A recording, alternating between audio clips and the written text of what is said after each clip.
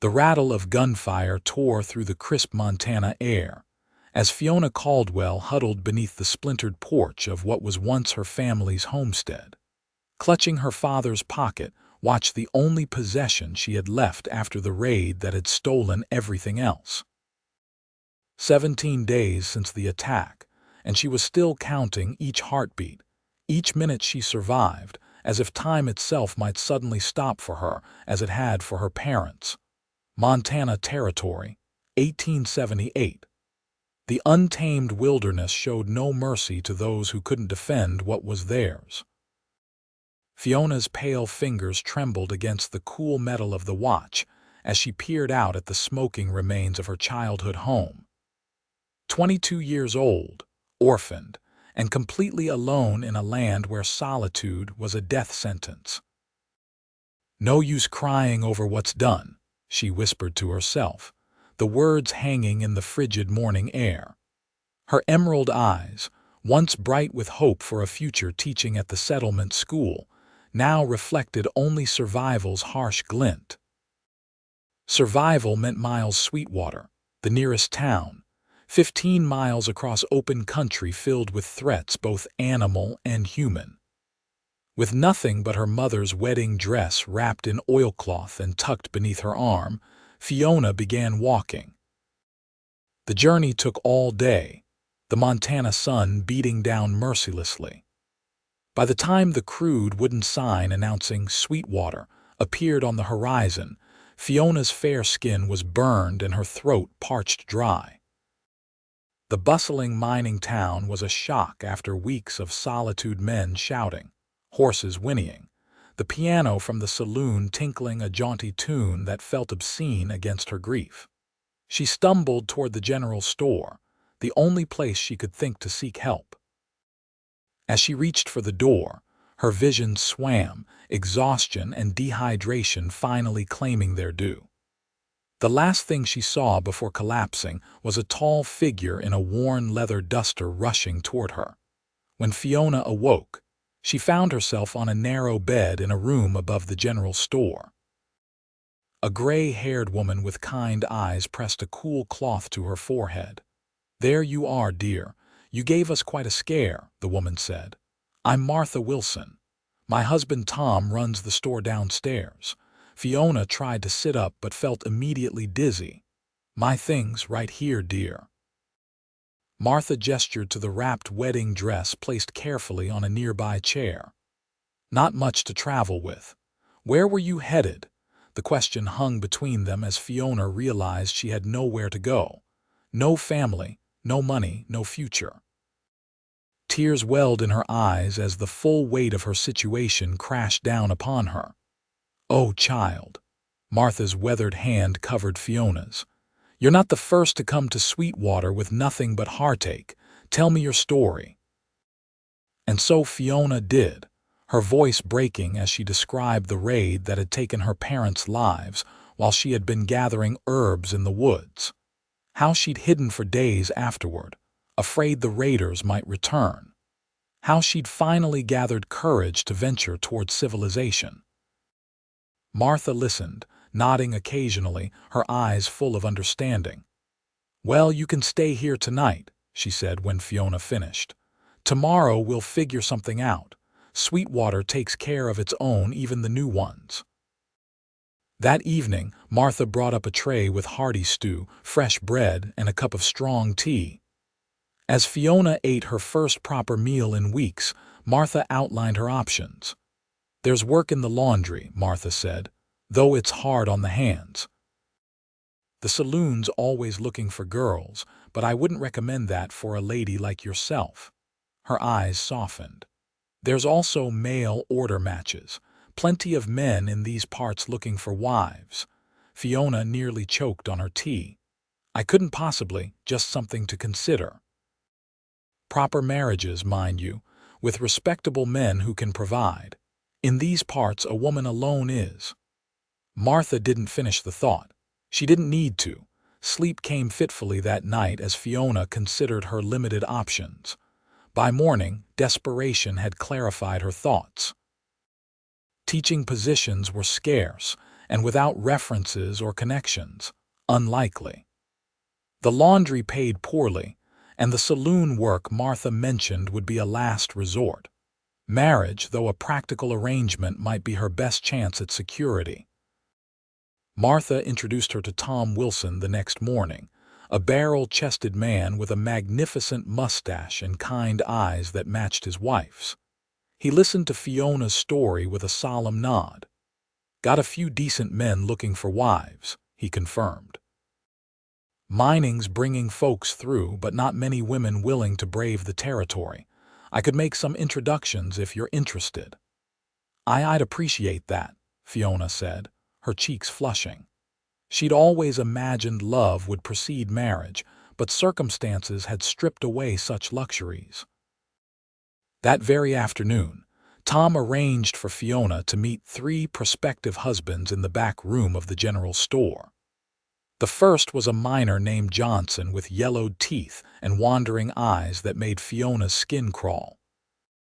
The second, a shopkeeper named Peters, seemed decent enough but spoke only of wanting someone to mind his 5 children from a previous marriage.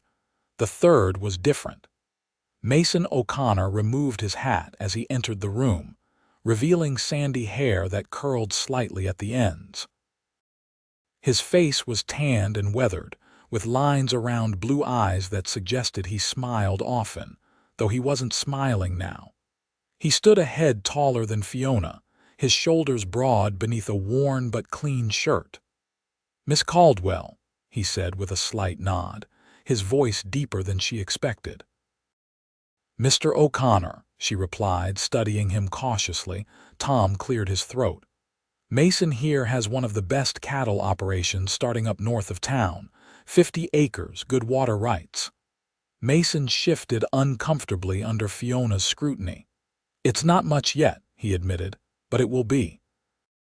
Good land, good prospects. Just need to build it proper." His eyes met hers directly. "I'm looking for a partner, not a servant." Something in his straightforward manner made Fiona consider him more carefully. "Why haven't you found a wife before now, Mr. O'Connor?" A shadow crossed his face. "Been busy establishing my claim, building something worth offering." He paused. "And call me Mason, please." Their conversation continued for nearly an hour. Mason described his ranch, his plans for expanding his herd, the small but solid cabin he'd built with his own hands. He asked about Fiona's background, listened attentively to her dreams of someday teaching, and didn't press when she spoke briefly of her parents' deaths. "I won't pretend it's an easy life," he said finally. "Ranching's hard work, and the winters are brutal. But you'd never go hungry and you'd be safe. Safety." The word resonated through Fiona like a bell. After weeks of terror and uncertainty, the promise of safety was almost too much to bear. "I need to think," she managed to say. Mason nodded, replacing his hat. "Of course. I'll be in town until tomorrow noon." He hesitated at the door. "Whatever you decide, Miss Caldwell, I wish you well." That night, Fiona paced the small room above the general store. Martha had offered to let her stay longer, but charity would eventually run out. The laundry job would barely cover room and board. And Mason O'Connor, he seemed honorable. His hands were calloused from work, his eyes clear and direct. He'd spoken of partnership, not ownership. By morning, Fiona had made her decision. The wedding took place the following day in the small, whitewashed church at the edge of town. Fiona wore her mother's wedding dress, carefully steamed by Martha to remove the wrinkles from its long journey. Mason wore the only suit he owned, slightly too tight across his shoulders. The ceremony was brief, witnessed only by the Wilsons and the local preacher. "I, Mason James O'Connor, take thee, Fiona Elizabeth Caldwell." His voice was steady, his eyes never leaving hers. Fiona repeated her vows mechanically, still unable to believe she was pledging herself to a man she'd known less than 48 hours. When the preacher pronounced them husband and wife, Mason's kiss was brief and respectful, barely brushing her lips. "Ready to see your new home?" he asked quietly as they stepped outside into the afternoon sunlight.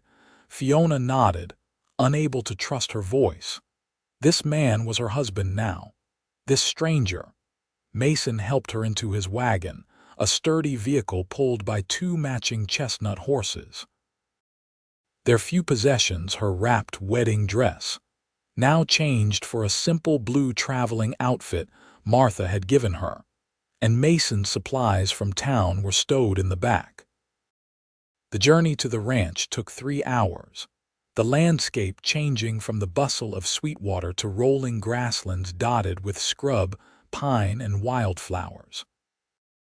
As they traveled, Mason pointed out landmarks, telling her about neighbors, the closest 7 miles away, good hunting grounds, and the creek that ran through the northern edge of his property. "Our property now," he corrected himself, glancing at her with an expression she couldn't quite read. When they crested a small hill and the ranch came into view, Fiona's breath caught. It wasn't grand, a sturdy log cabin, a barn, a corral with several horses, and beyond, a herd of perhaps 30 cattle grazing in the distance, but it was neat and well maintained. Smoke curled from the cabin's chimney.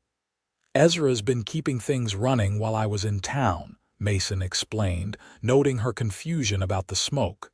"He helps out sometimes. Good man." As the wagon pulled up to the cabin, an older man with a salt and pepper beard emerged, lifting a hand in greeting. "All went well in town," Ezra called. "Better than expected," Mason replied, jumping down from the wagon before coming around to help Fiona. His hands were strong and steady at her waist as he lifted her down. Ezra's eyebrows rose as he took in Fiona's presence. "Well now, seems you found more than just supplies." "Ezra, this is my wife, Fiona. Fiona, this is Ezra Johnson, my nearest neighbor and occasional ranch hand." "Wife." Ezra's weathered face split into a grin. "Well, I'll be pleased to meet you, Mrs. O'Connor." The name startled Fiona. Mrs. O'Connor, that was her now. "Likewise, Mr. Johnson," she managed. Ezra didn't stay long, clearly sensing the newlyweds needed time alone. After a few minutes of conversation, and promises to return in a few days to help with a broken fence section, he mounted his horse and rode off, leaving Fiona alone with her new husband. Mason carried their belongings inside while Fiona stood awkwardly on the porch, unsure of her role in this new life. Finally, he emerged and gestured toward the door. "Would you like to see inside?" The cabin was simple but surprisingly comfortable. One main room served as both kitchen and living area, with a stone fireplace, a sturdy table with 4 chairs, a small sofa covered in a handmade quilt, and a rocking chair positioned near the fire. A door led to what Fiona assumed was the bedroom. "It's not much," Mason said, watching her face carefully, "but it's solid, keeps the weather out." "It's lovely," Fiona said, and found she meant it. After weeks of sleeping outdoors or in borrowed beds, the cabin's snug interior felt welcoming.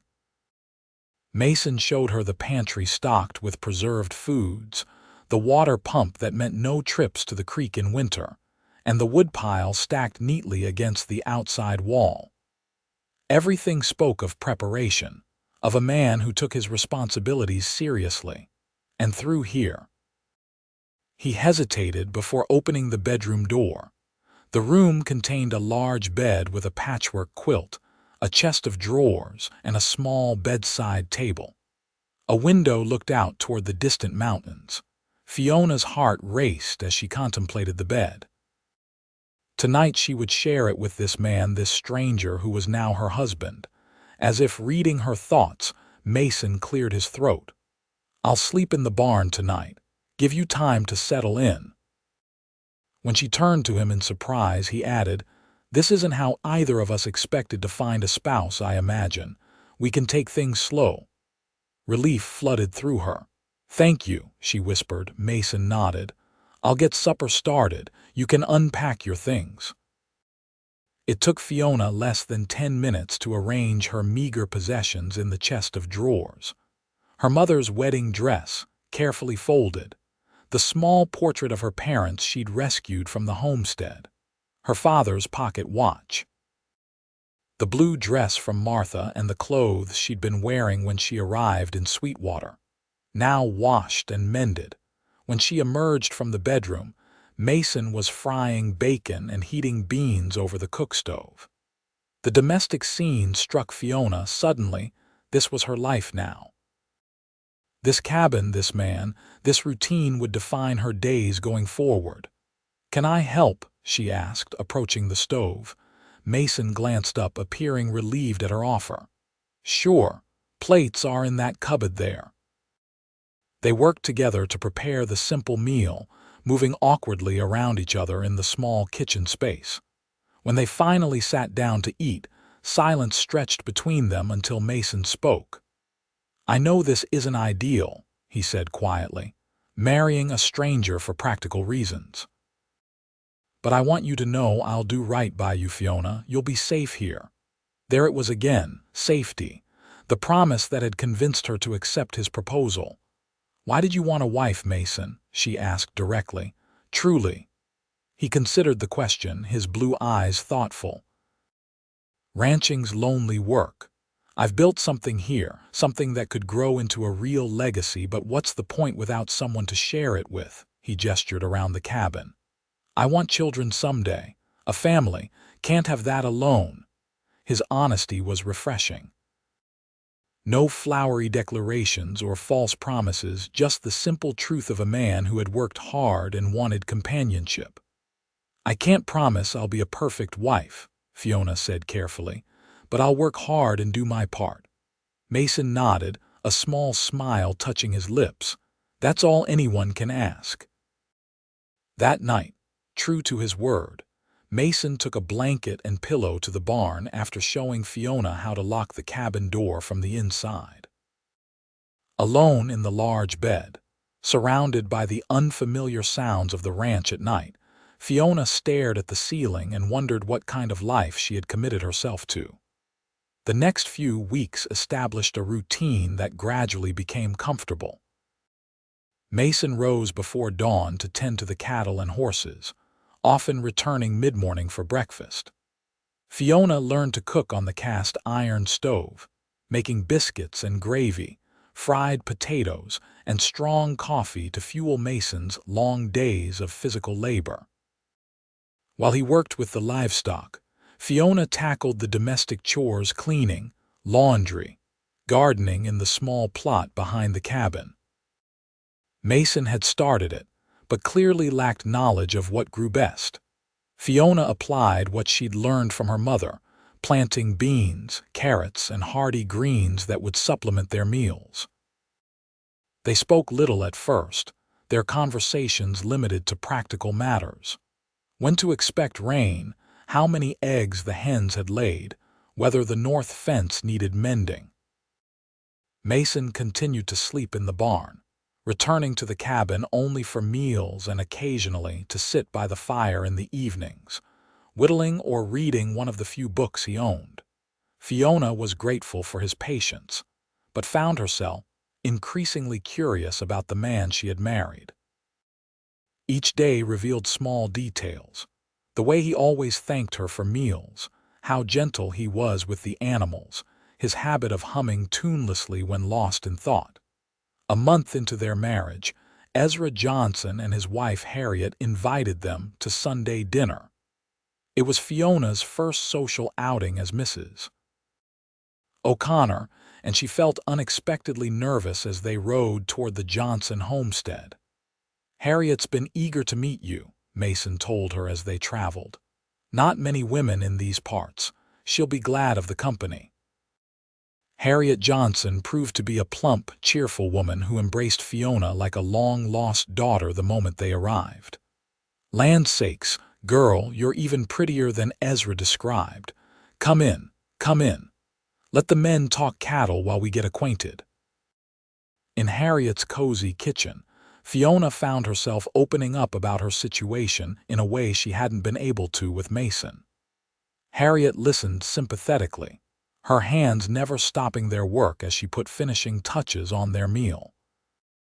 "Arranged marriages aren't so strange out here," Harriet said when Fiona finished explaining how she'd come to marry Mason. "Ezra and I wrote letters for 6 months before I came out from Pennsylvania to marry him. Scared half to death, I was. But 27 years later, here we are." She smiled fondly toward the door where the men's voices could be heard discussing cattle prices. Love grows where it's tended, same as anything else. The notion lingered with Fiona as they rode home that evening. Mason had been polite and attentive throughout the visit, and several times she'd caught him watching her with an expression she couldn't quite decipher. "The Johnsons are good people," Mason said as the ranch came into view, silhouetted against the sunset. "Yes," Fiona agreed. "Harriet invited me to join her quilting circle next month. Women from several ranches gather at her place." Mason nodded, appearing pleased. "You should go. It'll be good for you to make friends." They fell into comfortable silence until they reached the cabin. As they unhitched the wagon, the sky opened suddenly, rain pouring down in sheets. They ran for the porch, arriving breathless and soaked. Inside, Fiona moved to light the lamps while Mason stoked the fire. When she turned, she found him standing closer than expected, his wet shirt clinging to his broad shoulders.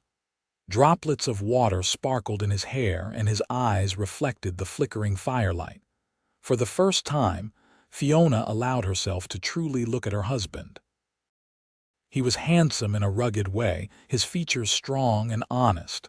Something stirred within her, a warmth she hadn't expected to feel. "I should change," she murmured, suddenly aware of her own damp clothing. Mason cleared his throat, stepping back. "Of course. I'll make some coffee to warm us up." In the bedroom, Fiona peeled off her wet dress, her mind racing. The moment in the firelight had awakened something in her, a reminder that Mason wasn't just the provider of her safety, but a man who had been nothing but respectful of her boundaries. When she returned to the main room in a dry dress, Mason had changed as well and was pouring coffee into 2 mugs. They sat before the fire, the rain drumming on the roof creating a cozy cocoon around them. "Tell me about your family," Fiona asked impulsively. "You know about mine, but you've never mentioned yours." Mason's hands tightened around his mug. For a moment she thought he might refuse to answer, but then he began to speak. "My father was Irish. Came over during the potato famine, met my mother in Boston. They moved west when I was 10, looking for better opportunities." His voice grew distant with memory. "Lost them both to cholera when I was 16. Worked odd jobs on ranches until I saved enough to buy this land 3 years ago." "You've been alone a long time," Fiona observed softly. Mason nodded. "Gets to feeling normal after a while, until it doesn't anymore." His eyes met hers. "What about you, before? What happened to your parents? What was your life like?" Fiona found herself telling him about her childhood on the homestead, her father's dreams of establishing a prosperous farm, her mother's skill with herbs and remedies. She told him about her brief time attending school in the nearest settlement and her hope of someday becoming a teacher. "You still could," Mason said. "Teach, I mean. There'll be families settling nearby eventually, children needing education." His support, so casually offered, touched her deeply. "Thank you for saying that." They talked late into the night, the rain providing a steady backdrop to their conversation. When Fiona finally yawned, unable to help herself, Mason rose. "I should let you get some sleep," he said, gathering his bedding from the hook by the door. Fiona watched him prepare to head to the barn, conflicted emotions stirring within her. After a moment's hesitation, she spoke. "Mason, wait." When he turned, questioning, she continued, The bed is large enough for both of us, and it's pouring outside. Mason stood very still, studying her face. Are you sure? She wasn't, not entirely, but the evening's conversation had shifted something between them. We're married, she said simply, and I trust you. That night they lay side by side in the darkness, a careful space between them.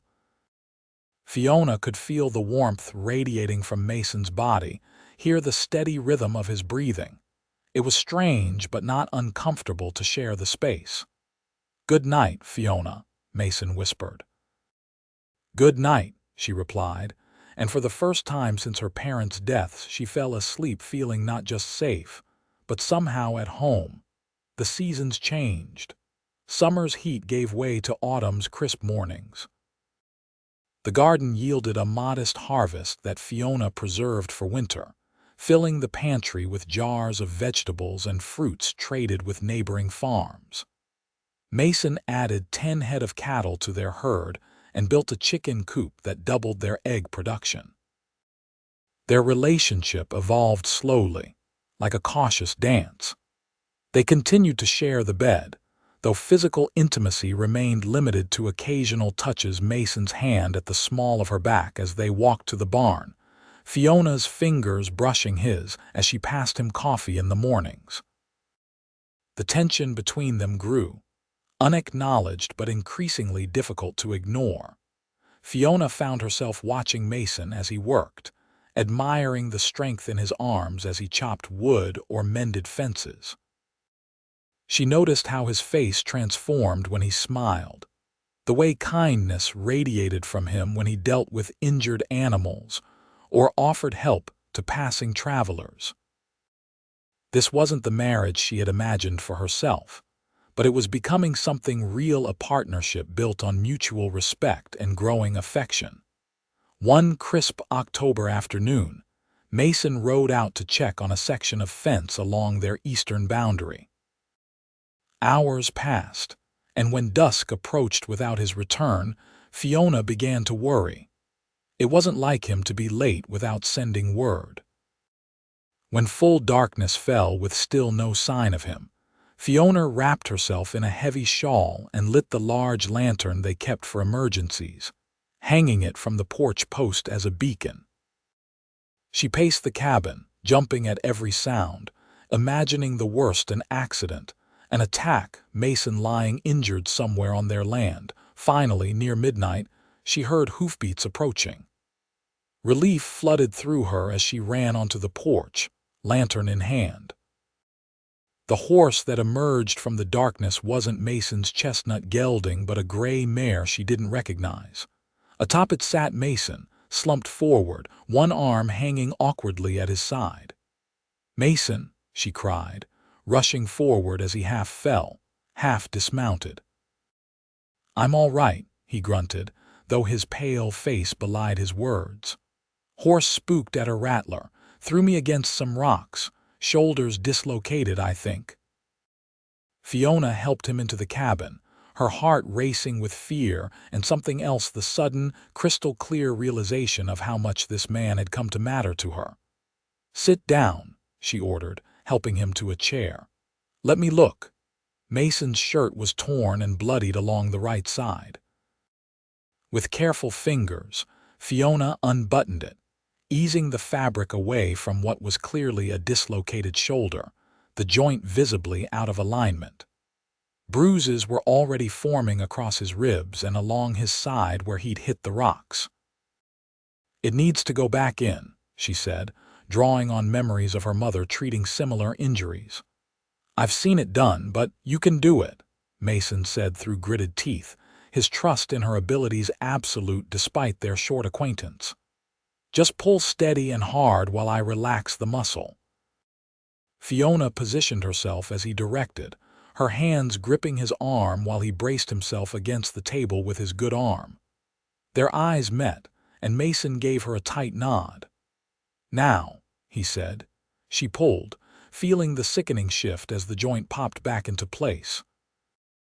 Mason's face went white with pain, a strangled sound escaping him before he controlled himself.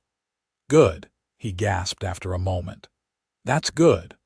Working quickly, Fiona cleaned his other injuries, mostly scrapes and bruises, thankfully nothing requiring stitches.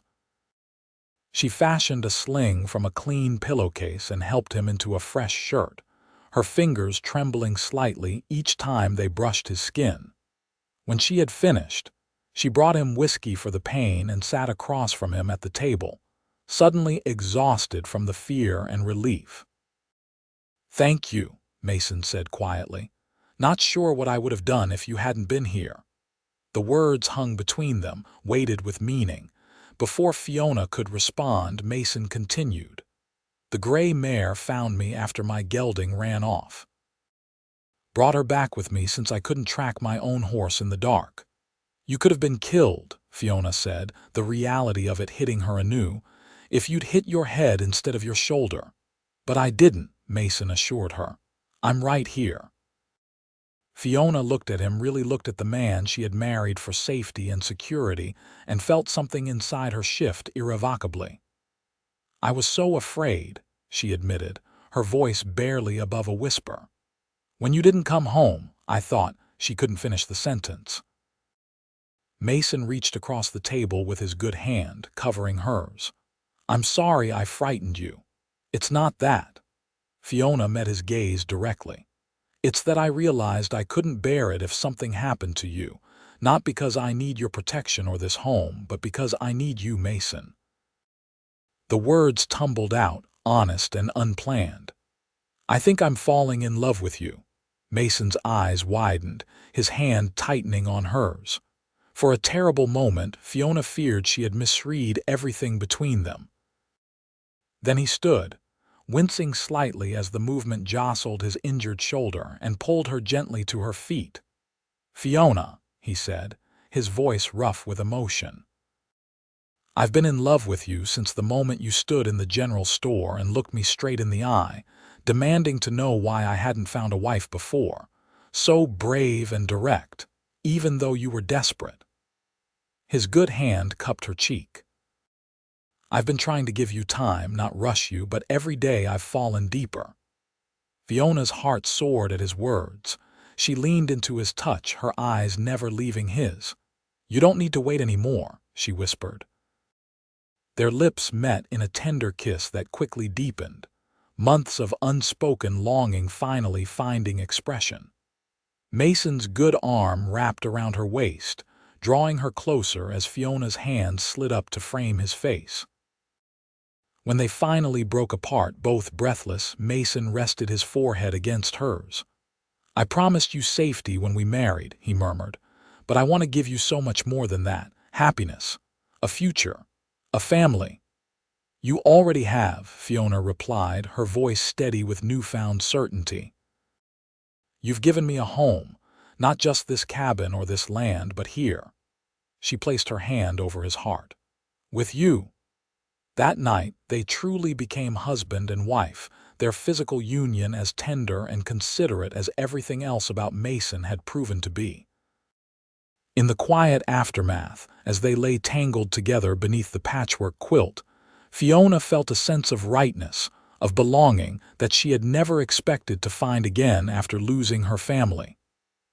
"I used to think home was a place," she told Mason, her head resting on his good shoulder.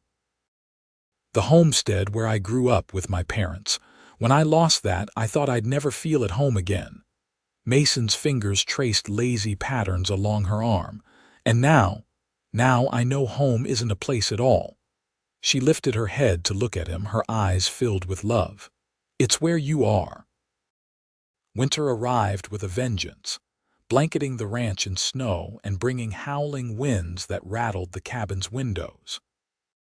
Mason's shoulder healed well, and together they weathered the season's challenges: frozen pipes, drifting snow that needed shoveling from paths to the barn and chicken coop, long evenings by the fire when going outdoors was impossible. These winter months cemented their bond. They read aloud to each other from Mason's small collection of books, played cards, and talked for hours about their dreams for the ranch's future. Mason built Fiona a small bookshelf as a Christmas gift, promising to fill it with volumes on her next trip to town.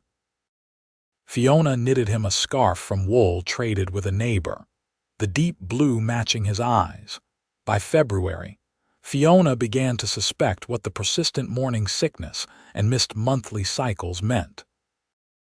When she finally shared her suspicion with Mason, his joy confirmed everything she had come to know about the man she'd married: his capacity for love, his readiness for family, his steadfast commitment to building a life together. "A baby," he whispered in wonder, his hand gentle on her still flat stomach. "Our child." As spring thawed the land, bringing new calves to their growing herd and fresh growth to Fiona's expanded garden, her body changed too, the evidence of their love growing within her. Mason became even more protective, insisting she rest frequently and hiring a local boy to help with the heavier chores. Word spread among their neighbors, and gifts began appearing: a handmade cradle from Ezra Johnson, baby clothes sewn by Harriet and the women of her quilting circle, a rocking horse carved by a rancher 5 miles south whose wife had recently delivered their own child. "We have a community," Fiona marveled one evening as they added these treasures to the small room Mason was converting into a nursery. "When I first came here, I felt so alone." "That's what these parts are like," Mason said. "Hard land makes for dependable people. We all need each other to survive." In early autumn, just as the aspens began turning gold on the hillsides, their daughter was born after a difficult but ultimately successful labor attended by Harriet Johnson and a midwife from Sweetwater. They named her Margaret Elizabeth O'Connor, Margaret after Mason's mother, Elizabeth after Fiona's. As Mason held his daughter for the first time, tears shimmering in his eyes, Fiona watched the man who had started as her shelter transform once again into a father, tender and awestruck by the tiny life they had created together. "She's perfect," he whispered, carefully returning the swaddled infant to Fiona's arms. "Just like her mother." 2 years later, their son James joined the family, completing the home that had begun as a marriage of convenience and blossomed into so much more. The ranch prospered under their joint care, the herd growing, the garden expanding into a proper farm. Mason finally built the larger house he'd been planning since before their marriage, a comfortable 2-story home with plenty of room for their growing family, and the books that now filled multiple shelves, many of them primers Fiona used to teach their children, and, eventually, other ranchers' children who came to the O'Connor place 3 days a week for schooling. On their 5th wedding anniversary, Mason surprised Fiona by taking her to the exact spot where he'd been thrown from his horse years before, now marked by a small grove of saplings they had planted together. "Why here?" Fiona asked, puzzled by his choice of location for their picnic. Mason smiled, taking her hands in his. "Because this is where everything changed. When I was lying there with a dislocated shoulder, certain I'd have to spend the night in the cold, all I could think about was getting home to you, not to the cabin or the ranch, to you." He kissed her softly. "That's when I knew for certain what I think I'd suspected from the beginning." "What's that?" Fiona asked, though she knew the answer in her heart. "That I didn't just give you shelter when we married," Mason said. "You gave me a home too, a real one, for the first time since I lost my parents." As they sat together watching the sunset paint the Montana sky in brilliant hues of orange and pink, their children playing nearby, Fiona reflected on the journey that had brought her here. From devastating loss to desperate bargain to profound love, each step had been necessary to create this life, this home they now shared. "I married you for shelter," she told Mason, leaning against his strong shoulder.